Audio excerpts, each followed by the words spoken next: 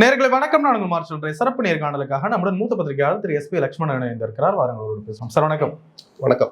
தமிழக வெற்றி கழகத்தின் தலைவரும் முதலமைச்சருமான விஜய் அவர்கள் அரசாங்கம் அமைந்த பிறகு கரூருக்கு சென்றிருக்கிறார்.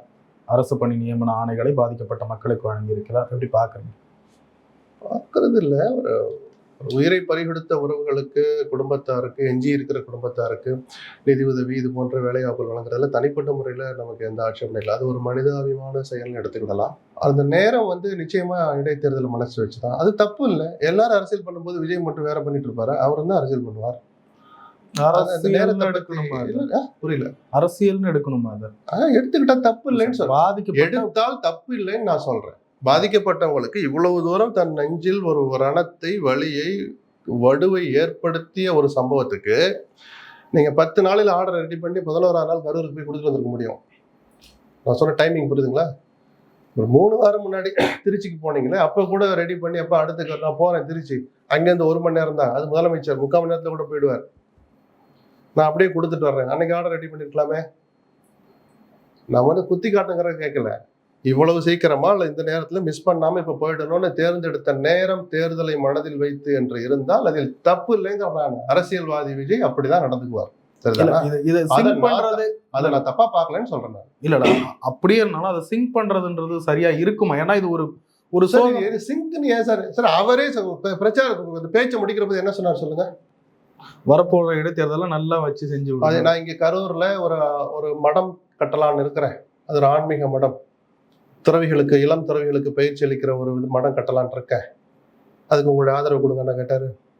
சொல்லுங்க சார். என்ன சொல்லி முடிச்சாரு? வெளுத்து விடுங்கன்னாரு. எதுங்க? இடைத்தேர்தல் வரப்போகுது, அந்த தேர்தலில் வெளுத்து விடுங்க சொன்னாரா? அது தேர்தல் பிரச்சாரம் இல்லாமல் வேற என்ன சார் பிரச்சாரம்? அது தப்பு இல்லைன்றனா. நீங்க எல்லாம் அரசியல் பண்றீங்க, அவரும் அரசியல் பண்றாரு, அவ்வளவுதான். ஆனால் உச்சநீதிமன்றம் வரைக்கும் ஒரு விசாரணைக்கு போன ஒரு விஷயம், இன்றளவும் சிபிஐ விசாரணை நடத்திக்கிட்டு இருக்கிற அந்த கரூர் சம்பவத்தை பத்தி இவ்வளவு விரிவா உள்ள போய் முதலமைச்சர் பேசினது தப்பு. அவ்வளவு பேசியிருக்க கூடாது. உங்க உணர்வுகளால் இந்த சம்பவத்தால நான் மனதளவுல பாதிக்கப்பட்டிருக்கேன், வழக்கு விசாரணை நடந்துகிட்டு இருக்கு, இப்ப நான் தாண்டி பேச முடியாது. நீங்க என்னைக்கும் நெஞ்சில் இருப்பீங்க, முடிஞ்சு போச்சா? நீங்கள் இன்னைக்கு யாரை நிர்வாகம் பண்ணிட்டு இருக்கீங்களோ அதே காவல்துறையினரை கொச்சைப்படுத்துற மாதிரி அல்லது ஒரு உண்மையை சொன்ன மாதிரி 250 நாளுக்கு அப்புறம் ஒரு உண்மையை சொல்றீங்க. நாடகமாடி என்னை அழைத்து வந்து இங்கே தள்ளிட்டாங்கன்னு. இந்த வார்த்தையில அனாவசியமான வார்த்தைகள். திமுக விமர்சிக்கிறதுக்கு 1000 விஷயம் இருக்கு, இன்னும் நீங்க தொடர்ந்து பேசலாம், அதை நான் தப்புன்னே சொல்ல மாட்டேன், அது அரசியல். ஆனால் இது காவல்துறையினுடைய அந்த மொராலிட்டியை கெடுக்கிற மாதிரி, ஒட்டுமொத்தம் அவருடைய நம்பகத்தன்மையை, அவருடைய அந்த மன உறுதியை குலைக்கிற மாதிரி, அதுக்கு ஒரு ஊறு விளைவிக்கிற மாதிரி ஒரு முதலமைச்சரே இந்த கருத்தை சொன்னது தவறு. அவர் அதை அவாய்ட் பண்ணியிருக்கணும். இல்ல, இதை இப்படி பார்க்கணும்ல, தான் மேல ஒரு பழியை சொல்லிக்கிட்டே இருக்காங்க, அந்த பழிக்கு எத்தனை காலத்துக்கு தான் அதை வாங்கி, அதுக்கு யார் மேல பழி போடுவீங்க? காவல்துறையினர் நாடகம் ஆடிட்டாங்கன்னு போடுவீங்களா? சரி, அதுதான் நான் முதல் வரியே சொன்னேன். வழக்கு விசாரணை இன்னும் நடந்துட்டு இருக்கிற போது இவ்வளவு உள்ள போய் பேசலாமா? நேற்று நீதிமன்றம் விஜய்க்கு ஒரு கைடன்ஸ் கொடுங்க, என்னை இந்த வழக்கை பத்தி பேசக்கூடாதுன்னு சொன்ன போது, நாங்க அவர் அக்யூஸ்டா இல்லாத போது அந்த உத்தரவை நாங்க பிறப்பிக்க முடியாதுன்னு தான் சொன்னாங்களே தவிர, இந்த வழக்கை தள்ளுபடி பண்றோம்னு சொன்னபோது நீங்க வாபஸ் வாங்கிக்கோங்க, நாங்க தள்ளுபடி பண்றோம்னு சொன்னாங்களே தவிர, விஜய் கரூருக்கு செல்லலாம், இந்த வழக்கை பற்றி என்ன வேண்டும் வேணாலும் பேசலாம், தீர்ப்பு அப்படியே வந்துச்சு. அப்படி வந்துச்சா? வாய் தரேன் சொல்லுங்க, சும்மா சொல்லுங்க. வரல. அப்போ இவர் ஒரு முதலமைச்சருக்குரிய பொறுப்பை உணர்ந்து விசாரணை இருக்கிற ஒரு வழக்கை பத்தி அந்த ஊர்லயே நம்ம ஒரு எல்லை தாண்டி பேசக்கூடாதுங்கிற அந்த எல்லையை முதலமைச்சர் மீறிட்டார். சட்ட விரோதம் அல்ல, மரபுகளுக்கும் இந்த அரசு நடைமுறைகளுக்கும் மாறான விஷயம் அது. இன்னொன்று, அரசு பணியை கொடுத்திருக்க கூடாது அப்படின்ற ஒரு விமர்சனத்தை சிலர், அது 2 தரப்பு விமர்சனம் இருக்கு. மதுரை உயர்நீதிமன்ற கிளையில வழக்கு நடக்குது. இறுதி உத்தரவுக்கு கட்டுப்பட்டு தான் இந்த வேலை வாய்ப்புகளை, அந்த ஆணைகளை தற்காலிகமா வழங்கணும்னு தான் சொல்லியிருக்கிறாங்க. அது என்ன நடக்குது பாப்பா. தனிப்பட்ட என்னுடைய கருத்தை நான் சொல்லிட்டேன். இது மனிதாபிமான அடிப்படையில் உதவினால் தவறல்ல. ஆனால் இதே மாதிரி இன்னொரு கட்சியினுடைய நிகழ்வுல விரும்பத்தகாத நிகழ்வு நடந்துட்டா அந்த குடும்பத்தினருக்கு இப்படி தருவீங்களான்னு கேட்கறதுக்கு விஜய் பதில் சொல்லாம கடந்து போனார்னா, நான் டாக் லெஸ் ஒர்க் மோர்ன்ற அந்த வாதம் எல்லாம் இங்க எடுபடாது. நீங்க வாயை திறந்து பேசிதான் ஆகணும். ஒன்று அரசியல் ரீதியாக அறிக்கை விடுங்க, இல்லாட்டி அபிடவிட்ல பதில் சொல்லிக்கிறாங்க, அந்த பதில் யார் சொல்லுங்க. இது எல்லா அரசியல் கட்சியினருக்கும் பொருந்தும். எந்த கட்சியினர் விஷயங்கள்ல, நிகழ்ச்சிகள்ல இது போன்ற அசம்பாவிதம் நடந்தாலும் உயிரிழக்கிற குடும்பங்களுக்கு நாங்கள் வேலை வாய்ப்பு தருவோம். விஜய் என்ன நினைக்கிறார் தயவு செய்து சொல்லணும். அது ஏதாவது கடந்து போய்கிட்டு பேச வேண்டிய விஷயங்கள்ல பேசாம போயிட்டு நான் டாக்லெஸ்ன்னு சொன்னார்னா அது மக்களிடம் எடுபடாது. அது ஒரு நாடகத்தனமான காட்சியாகத்தான் பார்க்கப்படும். கரூரில் ஒரு நினைவு சின்னம் அமைக்கப்படுமா? தமிழக வெற்றி கழகம் சார். ரைட். அது அதான் சொன்னல, அவர் மனசுல அது ஆறாத ரணமா ஏற்படுத்தியிருக்கு. அதனால அதை நினைவுச்சின்னம் அமைக்கணும்னு நினைக்கிறார். சரி, நினைவுச்சின்னம் அமைக்கிறதோட உங்க இது முடிஞ்சு போச்சா? நீங்க இன்னைக்கு முதலமைச்சராகவே ஆயிட்டீங்க. அதனால சில விஷயங்களை மறந்துட முடியுமா? இல்லை சில விஷயங்களை மாற்ற முடியுமா? அன்னைக்கு நீங்கள் ஒரு நடிகராக, ஒரு மனிதராக, ஒரு கட்சியின் தலைவராக ஏதாவது ஒரு துளி பொறுப்போட நடந்துக்கிட்டேன்னு ஏதாவது ஒன்று சொல்லுங்க பார்ப்போம். ஒரு முதலமைச்சர் ஆகிட்டேங்கிறக்கா நான் முன்னாடி விமர்சனத்தை நான் மாற்றி வைக்க மாட்டேன். நான் அன்னைக்கும் இதே வார்த்தையை தான் சொன்னேன். திருச்சி ஏர்போர்ட்லேயே அது நின்று நான் கேள்விப்பட்டேன், உயிர் இழந்திருக்கிறதா சொல்றாங்க, மனசு வருத்தமா இருக்கு, நான் அப்புறம் பேசுறேன். அந்த ஒரு வார்த்தையை கூட சொல்லாமல் ஓடி வந்தது யாருன்னு நேற்று திமுக கேட்ட கேள்வியை ஒட்டுமொத்த தமிழ்நாட்டு மக்களும் கேட்டாங்க. இல்ல மறுபடியும் மறுபடியும் போயிருந்தா எதுவும் அசம்பாவிதம் நடந்திருக்கு வாய்ப்பு. திருப்பி போக சொன்னது யாரு? நான் போக சொல்லலை சார். ஏன் சார் நீங்க கூட திருப்பி சப்பக்கட்டு கட்டுற மாதிரி தப்பான ஒரு வார்த்தை வைக்கிறீங்க? யார் சார் அவர் கரூருக்கு உடனே போக சொன்னது? நான் என்ன சொன்னேன் இப்ப கொஞ்ச நேரம் முன்னாடி, திருச்சி கரூர்ல இருந்து வந்துட்டார், அந்த இடத்துல இருக்கிற தப்பு வந்தது சரி, சென்னைக்கு வந்ததும் சரி. இன்னொரு ஆங்கிள் திருச்சியில ரூம் பிடிச்சி தங்கிடலாம் சொன்னாங்க. இவ்வளவு பெரிய ஒரு பிரபலம் போற இடத்துல கூட்டம் கொடுக்குறப்ப அதெல்லாம் தப்பா இருக்கும். சென்னைக்கு வந்துட்டீங்க சார், சார் சார் அங்க அவ்வளவு பேர் செத்துட்டாங்கன்னு தகவல் வருது சார் அப்படின்ற போது அப்படியா அப்படின்னு கேட்கணும். நானும் கேள்விப்பட்டேன், எனக்கு ரொம்ப வருத்தமா இருக்கு. நான் சென்னை போயிட்டு பேசுறேன், நின்று ஒரு வார்த்தை பேசியிருக்கணுமா கூடாது?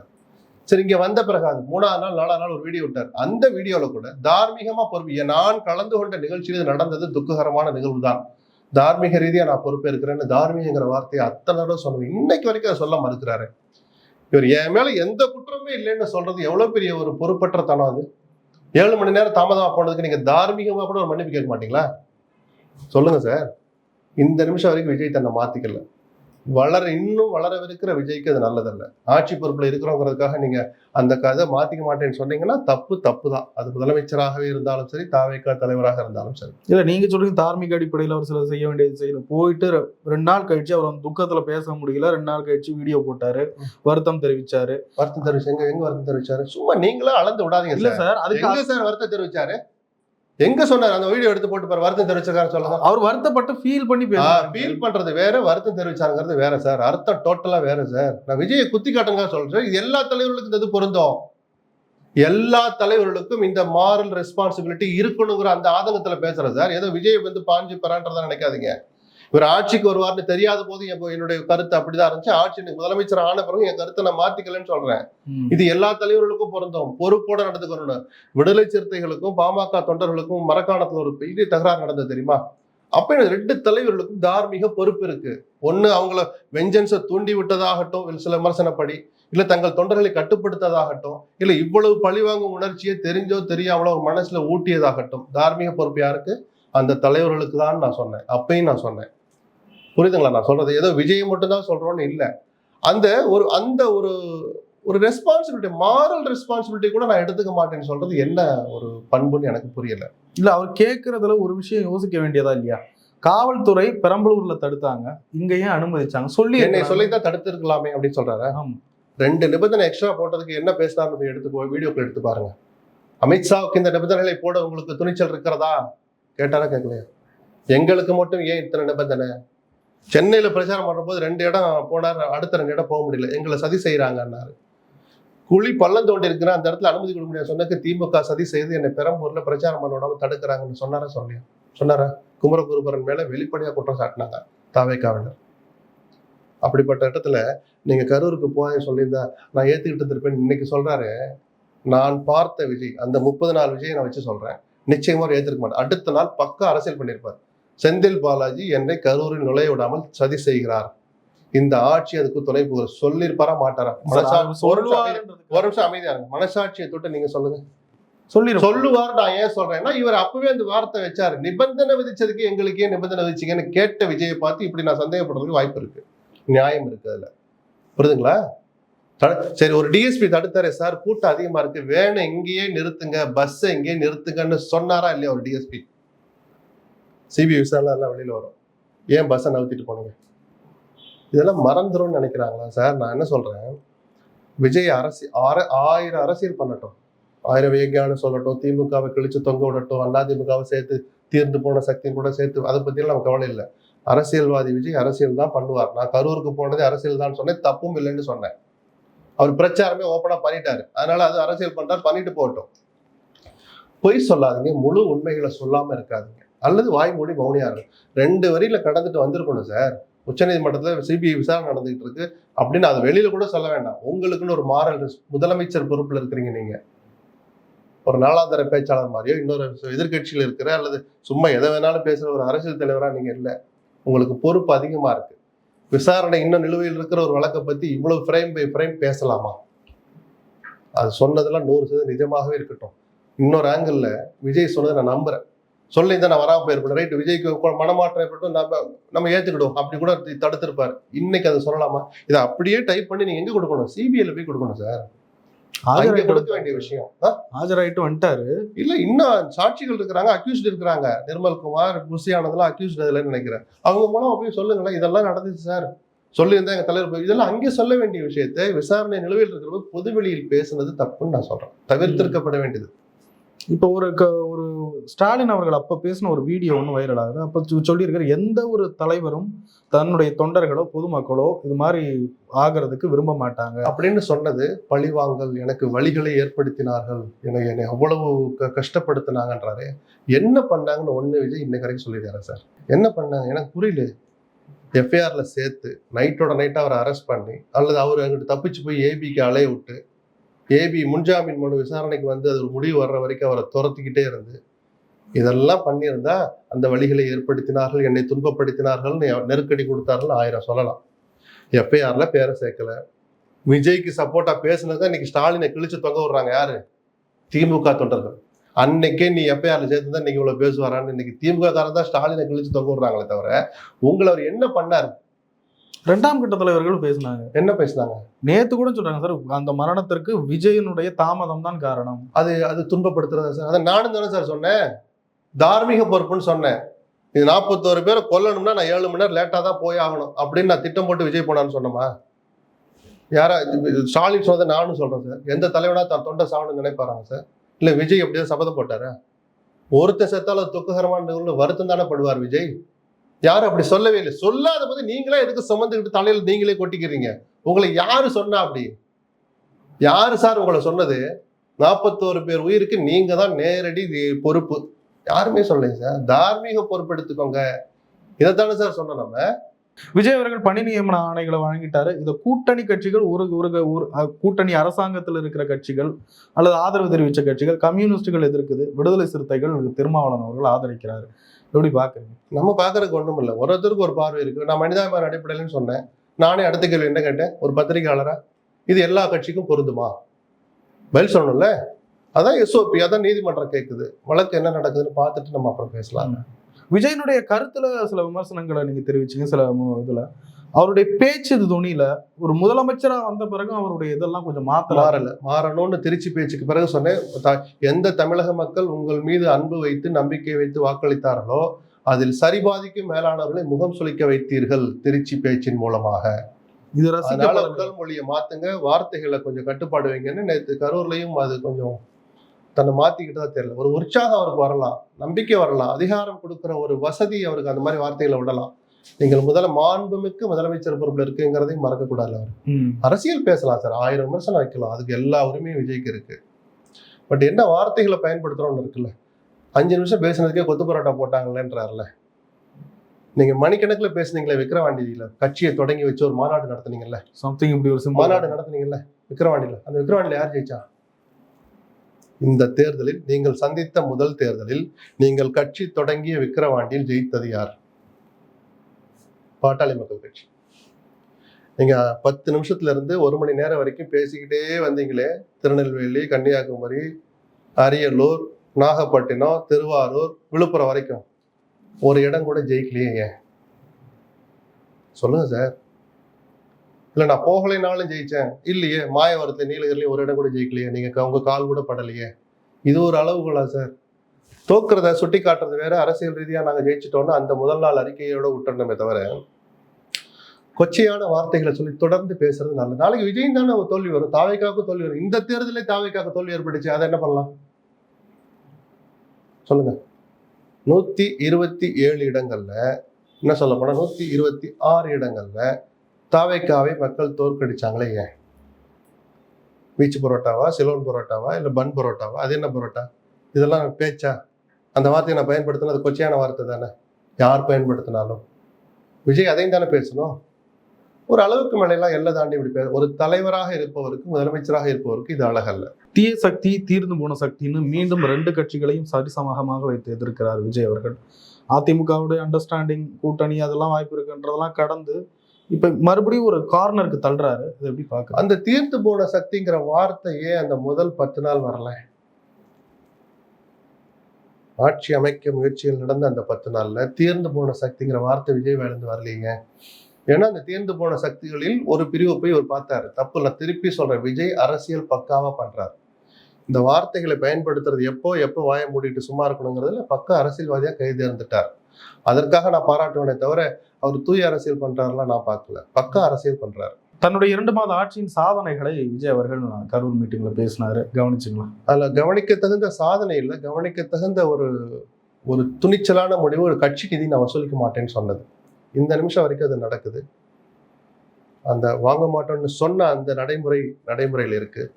கடைசி வரைக்கும் இருந்தாங்கன்னா ஒரு ஸ்டேஜில் கீழ்மட்டம் வரைக்கும் லஞ்சம் குறையும், ஒழிக்க முடியாது. சரி, இவ்வளவு பேசினார்ல, தமிழ்நாடே கவனிச்ச ஒரு விஷயம், அதிர்ச்சிகரமான விஷயம். உங்கள் கட்சி வழக்கறிஞரே உயர்நீதிமன்றத்தில் ஒரு வழக்கு போட்டார். அரசு வழக்கறிஞர் நியமனத்துல லஞ்சம் தலைவிரிச்சு ஆடுது, வசூல் பண்றாங்க, 5 லட்சத்துல இருந்து 30 லட்சம் வரைக்கும் கேட்கறாங்கன்னு போட்டாங்களா? நேற்று அந்த பேச்சா அதையும் சொல்லி காமிச்சிருக்கணும்ல. எங்கள் கட்சி நிர்வாகிகளானாலும் சில குற்றச்சாட்டுகள் வந்திருக்கு, நான் விசாரிச்சுக்கிட்டு இருக்கிறேன். தவறு செய்தது என் கட்சிக்காரர்களாக இருந்தால் நான் நடவடிக்கை எடுப்பேன் சேர்த்துல சொல்லிடுறேன். அதை பத்தி இன்னைக்கு வரைக்கும் விஜயோ தாவேக்காவோ எதுவுமே பதில் சொல்ல மாட்டாங்களே. நீதிமன்றத்துல பதில் அபிடவிட்டா போடுவாங்க, அது வழக்கம் நடத்துறது. தாவேக்கான்னு கட்சிகிட்ட இருந்து என்ன சார் அதிகாரப்பூர்வ அறிக்கை வந்துச்சு, அதை பத்தி விசாரிக்கிறோம், ஒரு குழு அமைச்சிருக்கோம், அந்த குழுவின் அறிக்கையை பெற்று தவறு செஞ்சது எங்கள் கட்சி மாவட்ட செயலர் இருந்தாலும் சும்மா விட மாட்டோம். புஷி ஆனந்த் ஒரு அறிக்கை விட்டாரா? விடலையே. அப்ப ஊழலை ஒழிக்கிற லட்சணம் இதானா? நீங்க சில விஷயத்த கண்டு காணாம எங்கேயோ ஆஸ்திரேலியால நடக்கிற மாதிரி, ஆப்பிரிக்கால நடந்த மாதிரி பேசாம இருக்கிறாங்க சார். இவ்வளவு பெரிய விவகாரம் சார். அது ஒரு நல்ல விஷயம். பார்ட்டி ஃபண்டை ஒழிக்கணும்னு நினைச்சீங்க, இது வரைக்கும் ஒழிச்சிருக்கீங்க, நல்ல விஷயம், ரைட்டு. சரி, ஊழலை ஒழிச்சுதான் நினைச்சுக்கிட்டு ஊழல் ஒழிப்பு பயணத்துல ஒரு நல்ல ஸ்டெப் பண்ண வச்சுட்டு மீதி எல்லாத்தையும் கெடுக்கலாமா? இவருடைய பேசிட்டு இருந்த அந்த ஒரு வீடியோ லைவை ஸ்கூல்ல, அரசு பள்ளியில லைவ்ல காமிச்சிட்டு இருந்தாங்களே, இன்னைக்கு அதை விசாரிச்சா தலைமை ஆசிரியர்னு சொல்றீங்க, ரைட்டு. எந்த கட்சிக்காரர் தூண்டி விட்டு அந்த அம்மா பண்ணான்னு தெரியாது. நிஜமாவே ஒரு விஜய் ரசிகையாவோ இல்ல எந்த கள்ளக்கபடமும் இல்லாம கூட ஒரு ஸ்கூல்ல அதை போய் லைவ் பண்ணலாமாங்கிற குறைஞ்சபட்ச அறிவு இல்லாம அந்த அம்மா பண்ணிட்டாங்க, சஸ்பெண்ட் பண்ணிட்டீங்க. இந்த இடத்துக்கு அந்த தலைமை ஆசிரியர் தள்ளியது எது? சாட்சாத் தாவேக அரசு தான். உங்ககிட்ட இருக்க அந்த ரீல்ஸ் மோகம் தான் அங்க வரைக்கும் போய் ஊடுருவி இருக்கு. ஸ்கூலுக்கு ஆய்வு போற போது கேமராவோட போறது, அதை ரீல்ஸ் எடுத்து கட் பண்ணி போடுறது, சர்ச்சை ஆயிடுச்சு. அந்த ரீல்ஸை நான் போடலைங்கிறது. ஆனா மீடியா போட்டா ரசிப்பீங்க. உங்களை யாரும் மீடியா கூட்டு வகுப்பறைக்குள்ள முதல்ல மீடியாவை கூட்டிட்டு அமைச்சர் போகலாமா? இப்படி பல தவறு ஒன்றிய நேற்று வரைக்கும் நடக்குது சார். ஒரு எம்எல்ஏ போய் டயரை போய் குத்தி பார்க்கறான். எம்எல்ஏ பண்ற ஆய்வா சார் அது? நெல்லு போட்டீங்க எத்தனை இருக்கு? 100ன்னு இருக்கு ரெக்கார்ட்ல, ஏன் 95 மூட்டை தான் இருக்கு? இதைத்தான் எம்எல்ஏ கண்டுபிடிக்கணும். புரியுது? அதான சார் ஆய்வு. இந்த நெல்லு மூட்டில பாதுகாப்பா இருக்கா? இப்படின்னா இங்கே நாள் சிந்தி கிடக்கு, ஒரு இடத்துல எடுக்க மாட்டீங்களா? இதெல்லாம் சொல்லலாம். ஏன்னா மக்களுடைய வரிப்பணம் சம்பந்தப்பட்ட விஷயம், மக்கள் பிரதிநிதிக்கு அந்த உரிமை இருக்கு. டயரை குத்தி பாக்குறது, இது என்ன பல்லு இப்படி இருக்கு அப்படி இருக்குன்னா வேலையை பாரியா, நான் போன்ல இருந்தாலும் இந்த அவமரியாதை தேவையா? சிறுவைகுண்ட எம்எல்ஏ நம்ம தமிழ்நாட்டில் ஒரு தொகுதியினுடைய எம்எல்ஏ, அவர் அவமானப்பட்டாலும் எல்லாருக்கும் சேர்ந்தா அது அவமானம், இந்த அரசுக்கு வந்து அவமானம். தேவையாது. சரி, ஆய்வு பண்ண போனா சத்தம் இல்லாமல் போய் எதுக்கு கேமராவோட போறாரு? லைவ்ல இருக்குப்பா, கொஞ்சம் பார்த்து பேசுப்பாங்கிறீங்களே, இது தேவையா? இந்த விவகாரங்கள் தான் அந்த தலைமை ஆசிரியருக்கு அந்த துணிச்சலை கொடுத்தது. அப்ப நம்ம டிவில லைவ்ல காட்டலாம் போல இருக்கு, ஒன்றும் சொல்ல மாட்டாங்க போல. எங்க கொண்டு வந்து நிறுத்திருக்கிறீங்க? ஊழலை விட மோசமான கலாச்சார சீர்கேடு சார் இது. ஊழல் ஒழிச்சிட்டு மற்றதுல பூரா சிஸ்டத்தை கெடுக்காதீங்க. ஊழலை யார் வந்தாலும் கடுமையாக சட்டத்தை அமல்படுத்தி ஊழலை என்றாவது ஒரு நாள் குறைக்க முடியும், தடுக்க முடியும், தண்டனை வாங்கி கொடுக்க முடியும். சிஸ்டத்தை, இந்த கலாச்சாரத்தை சீரழிச்சிட்டீங்கன்னா மீட்டெடுக்கிறது அவ்வளவு சுலபம் இல்லை. இதை புரிய வேண்டியவங்க புரிஞ்சுக்கணும். இல்ல சார், இது மேல் மட்டமே இதை எதிர்க்குது, வெறுக்குது, அதுக்கான நடவடிக்கை எடுக்கிறாங்க. கீழ்மட்டத்துல இருக்கு, கொஞ்ச நாள் அது குறைஞ்சிரும் அப்படின்னு. சார், நீங்க இதெல்லாம் வந்து போக சரியாயிடுன்னு சொல்ற விஷயம் இல்லை சார். விஜய் கிட்ட இருந்து ஒரு அறிக்கை வந்திருந்தா ஸ்ரீவைகுண்டம் எம்எல்ஏ 2வது தப்ப பண்ணிருப்பாரா சார்? ஒரு மாசம் கழிச்சு புஷியானது அறிக்கை விட்டா சில ஒன்றிய செயலர் கட்சியை விட்டு நீக்கி இருக்கிறாங்க. அது லஞ்சம் வாங்கினதுக்காக, ரீல்ஸ் எடுத்ததுக்காக. அதிகாரமே இல்லை, ஒன்றிய செயலர் ஆய்வு போறாரு சார். 4 வாரமா எதுக்காக அதை வேடிக்கை பார்த்தீங்க? இந்த நடவடிக்கை மிக கடுமையா இருக்கணும்னு சொல்றேன். புரியுதுங்களா?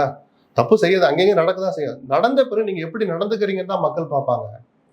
எல்லாத்துக்கும் விஜய் நேரடியா பொறுப்பேற்க முடியாது. ஆனால் அவர் ஒரு அறிக்கை விட்டா இந்நேரம் அந்த பயம் வந்திருக்குமே. அன்னையில இருந்து நான் சொல்லிட்டு இருக்கேன், விஜய் கிட்ட ஒரு அறிக்கை வரமாட்டேதானே, தொலைச்சிருவேன்ற வார்த்தையை கூட போட்டு ஒரு அறிக்கை வரணும் சார். அப்பதானே சார் கட்சிக்காரன் பயப்படுவான். இல்ல ஆனா அமைச்சர்கள்லாம் சொல்றாங்க முதலமைச்சர் அலுவலகத்திலிருந்து அங்க அறிவுறுத்தல் போயிருக்கு. இதெல்லாம் ஒரு அமைச்சர் சொல்ற விஷயமா சார்? இப்படி நீங்க மைல்டா பதுங்கி பதுங்கி பதுசா சொல்ல தான் இன்னும் எடுத்துட்டு இருக்கிறாங்க. அரசு பள்ளிகள்ல தாவேக்கா கொடி பறக்கிற அக்கிரமத்தை என்னன்னு சொல்ல, ஊழலை ஒழிச்சிட்டோம், தாவேக்கா கொடி நடலாமா அரசு பள்ளியில? ஊழலை விட ஆபத்தானது அது. நான் சொல்றது புரியுதுங்களா? ஊழலை விட 10 மடங்கு ஆபத்தானது சார். அதுக்கு துணிச்சல நடவடிக்கை எடுக்கிறாங்க சார். வெளிப்படை ராஜ்மோகன் நேத்து இந்த விவகாரத்துல அதுக்காக ஒரு அறிக்கை விட்டேன். இந்த அறிக்கை விடுறதுக்கு 8 வாரம் ஆயிருக்கு, அவங்களுக்கு 6 வாரம் முழுமையா இருக்கு. முதல் வாரத்துல இருந்து எல்லாம் கத்திக்கிட்டு இருக்கிறோம். அரசு பள்ளிக்குள்ள நீ உங்கள் பார்வையில அக்கிரமம் செஞ்ச திமுக அதிமுக கூட போனதில்லை சார். அவங்க கொடி பறந்தது இல்லை சார். எங்கேயாவது ஒண்ணு சொல்லுங்க சார், கட்சி கொடி ஸ்கூலுக்குள்ள பறந்துச்சுங்க. அரசு பள்ளி, தனியார் பள்ளிகள் கூட எங்க நடந்துச்சான்னு கேளுங்க. புரியுது நான் சொல்ற ஆபத்து எதுன்னு? இதுல எல்லாம் வெக்கமே படக்கூடாது. இது எவ்வளவு பெரிய ஆபத்துன்னு வெக்கம் இல்லாம ஒத்துக்கிட்டு முற்றுப்புள்ளியை ஸ்ட்ராங்கா வைக்கணும். நடவடிக்கைகள் கடுமையா இருக்கணும். ராஜ்மோகனுடைய அறிக்கையை நான் முழு மனசா வரவேற்கிறேன். இந்த அறிக்கை முதல் வாரத்திலே வந்திருந்தா இன்னும் நல்லா இருந்திருக்கும்னு சொல்றேன். பட் திமுக அரசை கம்பேர் பண்ணதுக்கு பண்ண பிறகு அதுக்கப்புறம் பரவாயில்ல, லஞ்சம் அதெல்லாம் குறைஞ்சிருக்கு அப்படின்னு. லஞ்சம் குறையாது சார். வாங்கிக்கிட்டு தான் இருக்கிறாங்க. நீங்க இன்னைக்கு வெளியிட்டு இருக்க டெய்லி தினசரி பத்திரிகையில் 55 நாள் எடுத்து படிச்சு பாருங்க. தாவேக்கா நிர்வாகிகளே லஞ்சம் கேட்டாங்கன்ற செய்தி எத்தனை வந்திருக்கு? அதுல எத்தனை பேரை கட்சி நீக்கிருக்காங்க? வாங்கிட்டு தானே இருக்கிறாங்க. நிர்வாகிகள் வாங்குறாங்க, அதிகாரிகள் வாங்குறது வெளியே தெரியாது. சார் பதிவாளர் அலுவலகத்துல இன்னைக்கும் லஞ்சம் வாங்குறாங்க. ஆனா நீங்க கடுமையா இருக்க ஒரு ஸ்டேஜ்ல அது குறையுங்கிறதையும் நான் ஏத்துக்கிறேன். முதல் நாளெல்லாம் மாறாது. இல்ல கிரவுண்ட்ல இருக்குன்றத வச்சும் கவர்மெண்ட் ரொம்ப ஸ்ட்ரிக்டா இருக்கு முன்ன இதோட அப்படி பார்க்கறேன் சார். நான் வார்த்தையில சொல்றேன், அவங்க இன்னும் தொடர்ந்து ஸ்ட்ரிக்டா இருந்தாங்கன்னா ஒரு ஸ்டேஜ்ல அது குறையுங்கிறேன். ஒரே நாளையில மாறிடுச்சுன்னு சொன்னா நம்பாதீங்க சார். சார் நீங்க நல்லது செய்றீங்கன்னு நான் பாராட்டுறேன். அதுக்காக பொய்யை சேர்த்து சொல்லுவீங்களா? லஞ்சம் தமிழ்நாட்டில் இல்லவே இல்லைன்னு சொல்லி உங்களுக்கு விஜய் நேத்து விஜய் பேசுறது கூட கரெக்டா சொன்னாரு. யாராவது கேட்டா என் பேரை சொல்லுங்கன்னாரு. இப்ப யாருமே கேட்கறது இல்லை பாத்தீங்களா அப்படின்லாம் அவர் கேட்டிருந்தாருன்னா நான் தப்புன்னு சொல்லியிருப்பேன். கேட்டா என் பேரை சொல்லுங்கன்னு சொன்னார்ல, அதுதான் வரவேற்க தகுந்த வார்த்தைகள். புரியுதுங்களா? லஞ்சமே இல்லை அப்படின்னு அவர் சொல்லியிருந்தாருன்னா பொய் சொல்றாருன்னு அர்த்தம். பார்க்கலாம். அவர் அப்படி முதலமைச்சரே அப்படி ஒரு பொது மேடையில சொல்லிட்டாருன்னா பயம் வரும், குறையும்னு நான் சொல்றேன்.